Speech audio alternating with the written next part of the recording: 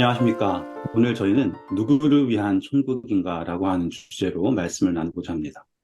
이 사진 보시니까는 느낌이 약간 이상하죠? 이 사진은 이제 미국에서 이제 유명한 이단의 예배를 이렇게 찍어 놓은 거예요. 제가 그분들을 뭐 이렇게 폄하하면 안 되고요. 하지만 유명한 분들이 많아요. 전 세계에는 참 대단한 분들이 많습니다. 그래서 자기가 환생한 예수다라고 하는 사람들도 많고요. 혹은 내가 진짜 선지자다 이런 사람들도 많고요. 참 신기하죠. 어쩌면 그렇게 많은 사람들이 등장을 하고 인종도 다양하고요. 다양한 인종에서 다양한 예수 그리스도와 다양한 선지자들이 등장하고 그리고 다양한 예수 그리스도들은 다양한 이러한 새로운 교파들을 만들어내고 또한 선지자들도 그러고 있는 게 작금의 현실입니다. 아까 말씀드렸듯이 이것은 비단 요즘에만 있는 게 아니고요.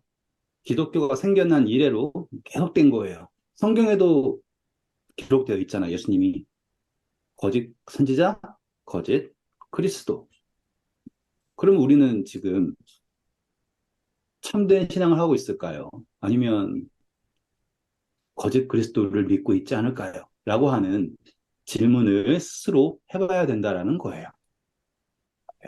그것에 관한 이야기를 함께 나누고자 합니다. 제목은 누구를 위한 천국인가예요. 자, 사람들은요, 신앙을 매우 중요하게 생각을 합니다. 그런데 신앙을 구원과 연결시켜요. 틀린 이야기는 아니에요. 신앙과 구원은 당연히 같은 거잖아요. 신앙이 있어야 구원을 받고요. 그리고 구원받는 사람이라면 당연히 신앙이 있는 사람 아니겠습니까? 맞는 말이죠. 그런데 우리에게 한 가지 문제가 있어요. 그게 바로 어떤 신앙이 구원받는 신앙인가라고 하는 질문을 사람들이 다 가지고 있단 말이에요. 한 번쯤 생각해 보셨죠? 어떻게 신앙해야지 구원받을지. 생각할 시간 한번 드릴게요. 이거는 여러분만 하고 있는 생각이 아니에요. 모든 종교는 다 같은 생각을 합니다. 그래서 뭐 구원이라고 하는 개념 자체가 없는 도교에서도 어떻게 도를 닦아야지라고 하는 생각을 해요. 불교 역시도요. 다들 방법이라는 거에 빠져 있어요. 그래서 어떤 신앙이 구원을 받는가라는 것을 하다 보니까 어떤 방식으로 신앙을 하는 것이 구원을 받게 되는가라고 하는 생각에 닿게 된 거예요. 그냥 신앙은 구원이다가 아니라 어떤 신앙일까? 근데 어떤 신앙이라는 걸 표현할 수가 없잖아요. 그렇기 때문에 어떤 방식으로 예배를 드려야지, 어떤 방식으로 뭔가를 해야지 구원을 받는다라고 하는 생각을 한 거예요. 그래서 사람들이 이 어떤 신앙을 따르는 집단들이 생기기 시작합니다. 재밌죠? 그래서 어떠한 방식을 따르는 신앙 집단이 어느 순간 구원을 받는 집단이 되어버린 거예요. 슬픈 일이죠. 분명히 하나님께서는 성경에 누구든지 저를 믿는 자마다 멸망치 않고 영생을 얻게 하신다라고 기록해 있는데 사람들이 계속 신앙을 찾고 찾고 그 방식을 찾다 보니 이렇게 믿는 사람들이 구원받는 사람이다라고 하는 성경에 근거되지도 않는 이야기를 말하게 된 거예요. 그것이 교파의 시작이고요. 그리고 거기에서 조금 더 나간 것을 우리는 뭐라고 얘기하냐면 이단이라고 얘기를 합니다. 왜냐하면 그 집단들은요, 우리만 구원받는다라고 하는 생각이 매우 강하거든요. 그래서 우리가 남은 물이다, 우리가 새로운 이스라엘이다, 막 이런 것들 있죠. 그게 바로 이 신앙 집단이 구원받는다. 그래서 구원받으려면 우리 집단 안으로 들어와야 된다라고 얘기하는 거예요. 너무 슬프죠. 마치 자신들이 천국의 수문장인 양 이렇게 해야지 구원받는다. 라고 하면서 우리를 따라라. 라고 얘기를 하는 거예요. 이거는 제가 지금 신학을 하고 있잖아요. 이 신학을 하는 과정에서 거기에서 배운 과제 중에 하나예요. 거기에서 이제 교수님이 보여준 사진인데요. 이게 과거 예배를 드리는 장면을 그림으로 묘사를 한 거예요. 보시면 참 다양하죠. 어딜 봐도 예배라는 것이 보이지 않지만 여기에서 이렇게 뽀뽀하고 계시는 분들 보이죠? 사도 바울이 거룩한 입맞춤으로 서로에게 문안하라 그걸 하고 있고요. 또 여기서 죽은 사람처럼 누워있는 사람들 보이죠? 그 이야기는 뭐예요? 아, 하나님의 영이 감동되었더니 죽은 사람처럼 되었다라고 하는 거 따라하는 거고요. 저기서 기어다니는 사람 보이죠? 그거는 뭐예요? 어린아이처럼 돼야지 천국에 갈 수 있다라고 하니까 응애 응애 하면서 기어다니고 있는 거고요. 누군가는 자기가 좋아하는 사람 발에 뽀뽀하고 있고요. 누군가는 아무튼 자, 이 장면 하나만 봐도요. 사람들이 신앙을 하고 있는지 아니면 행위를 하고 있는지 볼 수 있죠. 제 의도를 이해하셔야 돼요. 이거는 뭐 제가 조작한 것도 아니고요. 제가 배운 걸 보여드리는 거예요. 초기 신앙을 하신 분들은 이분들이 초기일 수는 없죠, 당연히. 왜냐하면 신앙이라고 하는 것은 그리스도인이라는 것은 예수님 이후로 계속 되는 거지만 사람들이 계속 그 기독교 신앙을 발전시켜오고 있지 않습니까? 그런데 그 신앙이라는 게 발전이 될 때 신앙의 깊이로 발전되지 않고 어떻게가 발전된 거라고요. 어떻게가. 카톨릭에 가면요. 얼마나 거룩해 보여요. 뭐가 발전한 거예요? 신앙의 깊이가 아니라 어떻게라고 하는 방식이 발전된 거라고요. 그래서 그 방식이 거룩해져 버렸다. 그런데 이제 카톨릭 싫다라고 하고서 청교도 현명하고 막 교회가 생겼지만 결국에 그들이 빠져든 건 뭐냐면 어떻게인 거예요, 다시. 그리고 성경을 정말로 문자 그대로 바라보면서 아, 그래. 어린아이처럼 돼야 된다니까 정말로 어린아이처럼 하자. 입 맞추라니까 일단 뽀뽀부터 하고 보자. 죽은 사람처럼 되라니까는 죽은 사람처럼 된 척 해보자. 이런 식으로 되는 거예요. 아, 예언을 한다니까 일단 예언부터 해야지. 공허하다라는 거 느끼실 수 있죠. 그리고 그러한 방식의 자부심을 느끼고 있다라는 것도 참 슬프다는 거죠. 자, 저는요, 아, 그럼 이 사람들이 정말로 왜 아기처럼 저렇게 다녔을까? 그 근거를 한번 보려고 해요. 읽어보실까요? 누가복음 18장 15절부터 17절의 말씀입니다. 사람들이 예수께서 만져주심을 바라고 자기 어린 아기를 데리고 오매 제자들이 보고 꾸짖거늘 예수께서 그 어린 아이들을 불러 가까이 하시고 이르시되 어린 아이들이 내게 오는 것을 용납하고 금하지 말라. 하나님의 나라가 이런 자들의 것이니라. 내가 진실로 너희에게 이르노니 누구든지 하나님의 나라를 어린아이와 같이 받아들이지 않는 자는 결단코 거기 들어가지 못하리라 하시니라. 감사합니다. 잘 아는 이야기죠? 다 들어보셨죠? 그리고 다 여러 가지로 어떻게 해야지 되는지에 대해 생각해 보셨을 거예요. 그런데 제가 여기에 노란색으로 표시해놨죠. 어린 아이가 아니라 어린 아기예요, 아기. 여기에요. 지금 제가 이 단어를 이렇게 딱 표시한 이유가 있습니다. 왜냐하면 이 이야기가요, 누가복음에도 기록되어 있고요, 마태복음에도 기록되어 있고요, 마가복음에도 기록되어 있어요. 근데 흥미로운 점은요, 이 이야기가 성경은 보통 이 같은 이야기를 반복을 하고 있지만 똑같이 반복하고 있진 않아요. 그러니까 순서가 조금 달라진다든지 해요. 그런데 이 예수님께서 어린아이들을 금하지 말라라고 하신 이야기랑요, 그리고 곧바로 다음에 나오는 이야기가 부자 법관의 이야기 있죠. 제가 일부러 성경 절들도 다 적어 놨습니다. 이 이야기는요, 똑같이 기록되어 있어요. 순서도 연속적으로. 그 이야기는 무엇이냐면 이 두 이야기가 하나의 이야기라는 거예요. 제가 어떤 의도를 가지고 하는지 아셔야지 됩니다. 지금 저는 이 두 가지를 하나로 여러분들께 설명해 드리고자 하는 거예요. 그리고 그냥 애들을 데리고 온 게 아니라 아기를 데리고 왔다라는 것도 강조하고 싶은 거예요. 자, 이제 아기를 데리고서 예수님한테 왔다라는 건 대체 뭘 원하는 걸까요? 병 낫고 싶은 사람들은요, 그 사람이 낫고 싶은 거예요. 혹은 축복을 받고 싶은 사람은요, 내가 받고 싶은 거예요. 그럼 아기는요? 아기는 어떠한 게 있습니까? 내가 한번 미래에 성공을 해봐야 되니까 예수님한테 한번 안수 딱 받고 나면 내가 대통령이 되겠지. 그러니까는 한번 받아볼까? 이러고서 간 아기가 있을까요? 전혀 그렇지 않아요. 그런데 제자들은 그들 막아서는 거예요. 왜일까요? 다 한 번쯤 묵상해 보셨죠? 거기에는 수많은 더 바쁘고 더 간절하고 등등등이라고 하는 혹은 더 자격이 있는 사람들이 줄을 서 있잖아요. 그런데 굳이 아무런 필요도 못 느낄 만한 아이를 데리고 온다는 것이 이해가 안 될 수 있죠.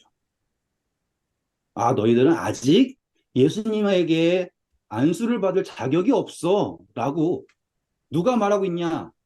제자들이 말하고 있다라는 거예요. 제가 아까 신앙의 방식이 구원의 집단을 결정한다라고 했던 거 기억나시죠?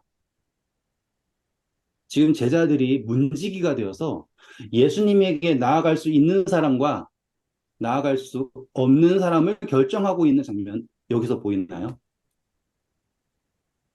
그때 예수님께서 뭐라고 하십니까? 다시 한번 볼까요?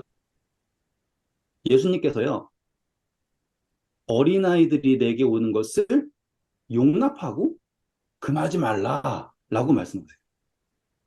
근데 마가복음 기록에 보시잖아요? 그러면 뭐라고 나오냐면 제가 성경절을 빼먹었나 봐요.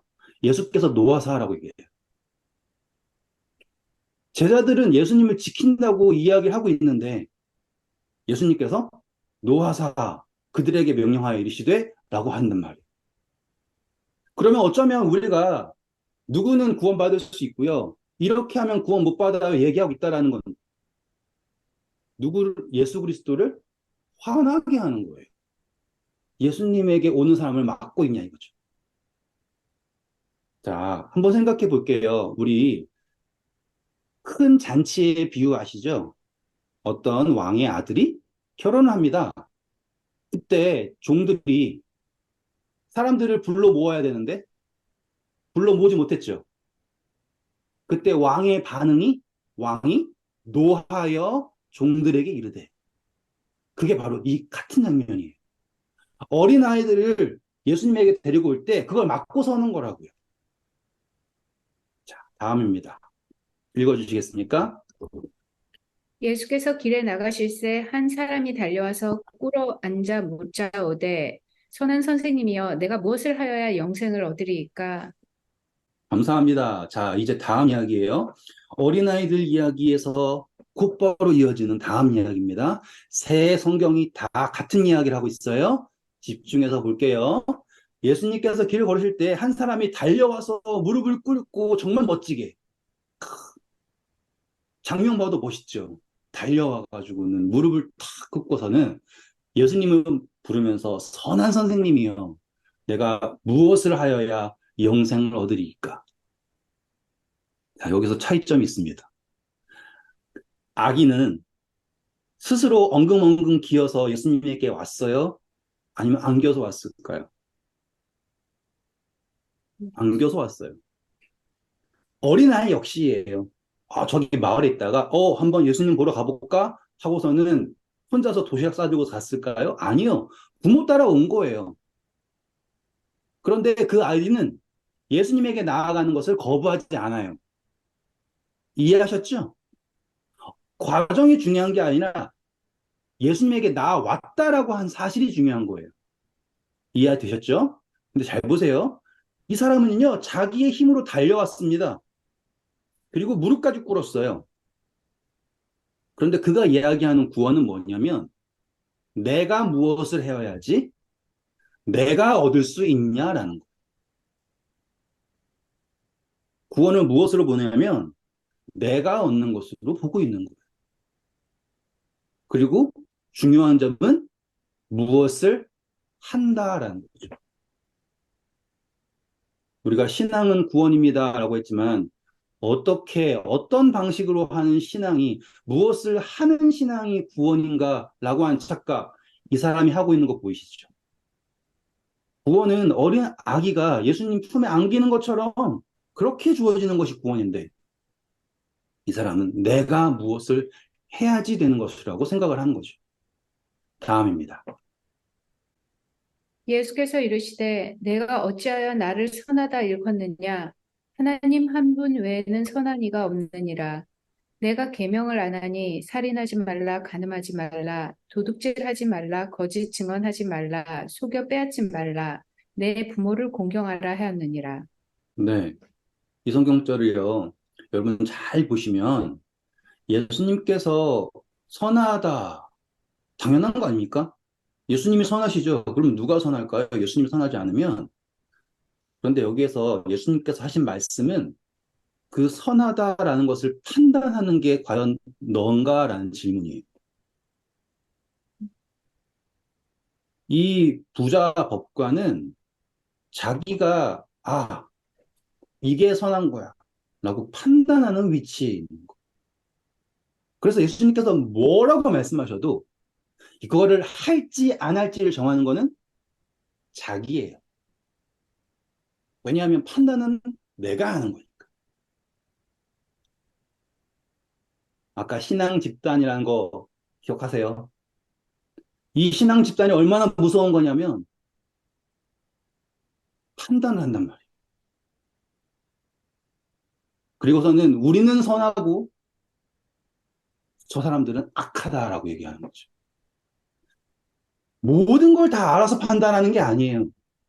그냥 내가 하는 방식과 다르기 때문에 악하다라고 얘기하는 게 바로 이 신앙 집단이 갖고 있는 무서운 점이에요. 그래서 예수님께서 이렇게 말씀하시는 거예요. 내가 어찌하여 나를 선하다 일컫느냐. 하나님 한 분 외에는 선한 분이 없다. 우린 여기에서 우리가 어떠한 자세로 신앙을 해야 되는지도 알 수 있게 됩니다.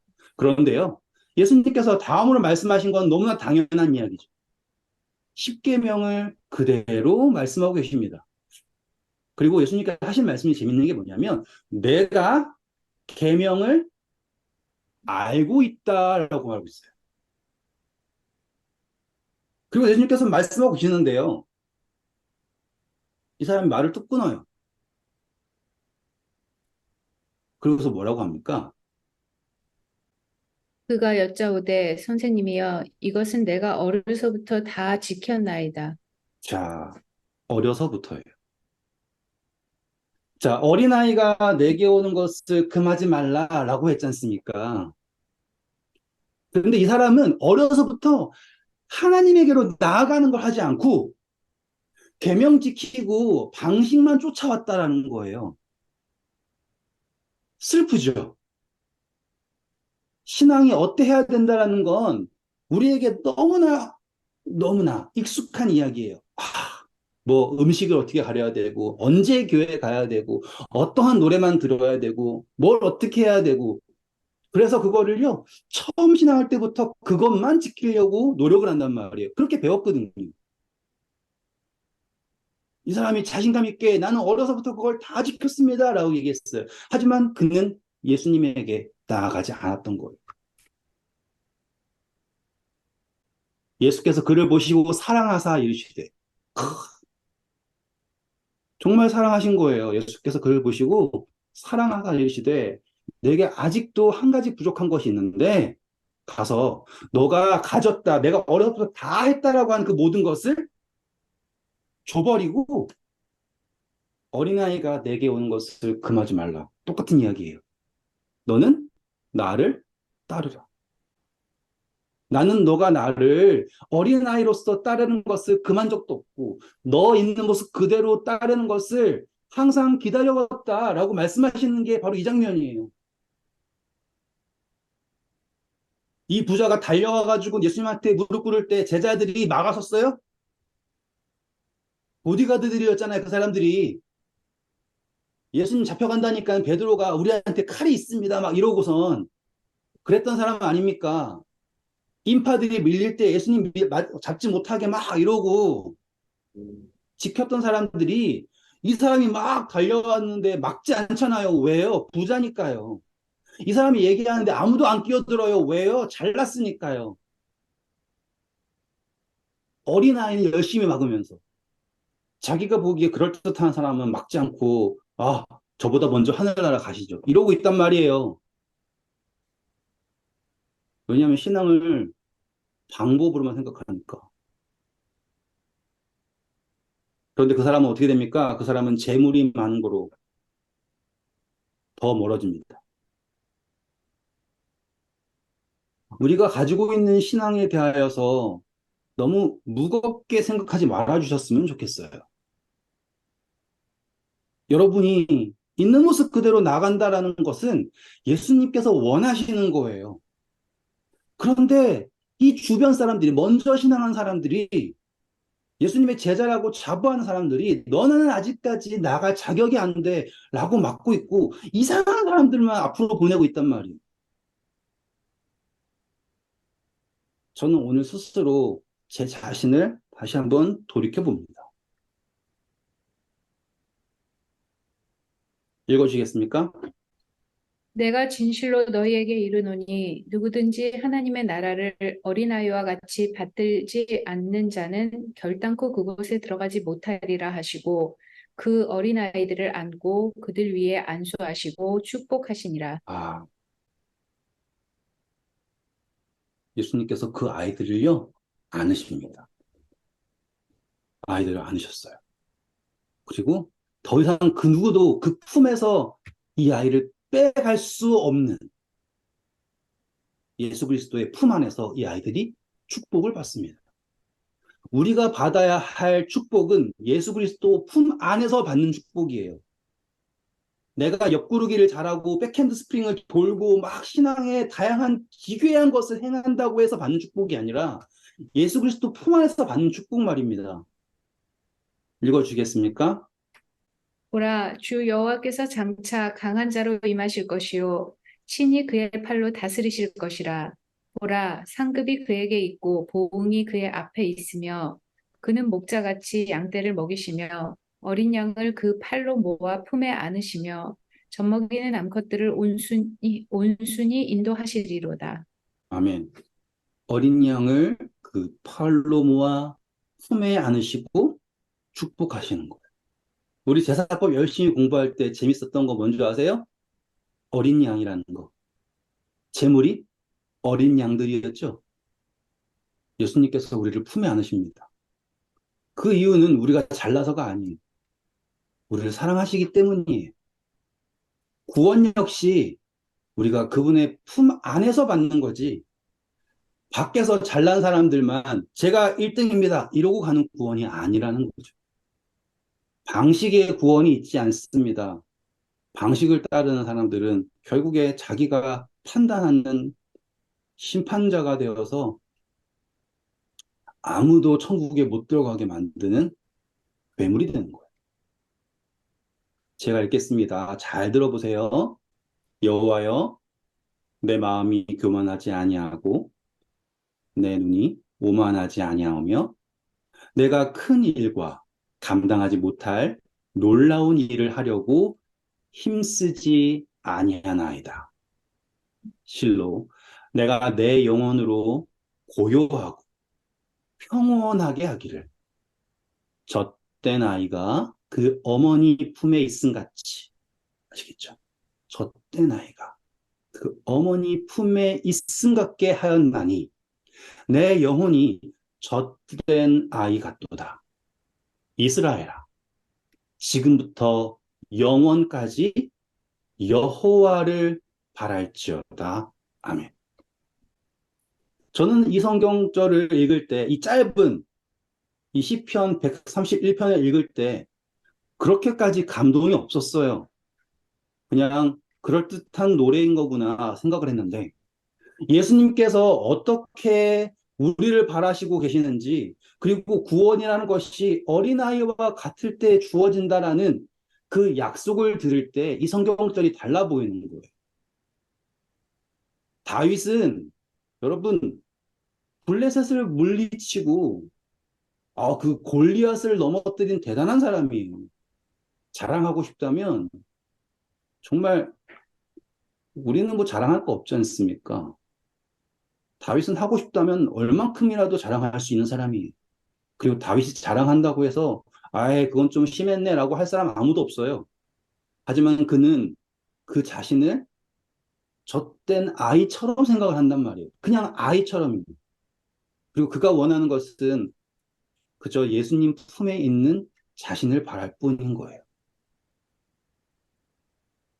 오늘 저는 말씀을 줄이면서 여러분들에게 다시 한번 우리가 가지고 있는 신앙이 어떤 신앙인지를 생각해 보기를 원합니다. 신앙은 방법에 있지 않아요. 아시겠죠? 절대로 이렇게 하는 신앙이 맞기 때문에 이렇게 해야 구원받는다. 그 착각에서 벗어나시길 바랍니다. 우리는 그저 예수 그리스도를 바랄 뿐이에요.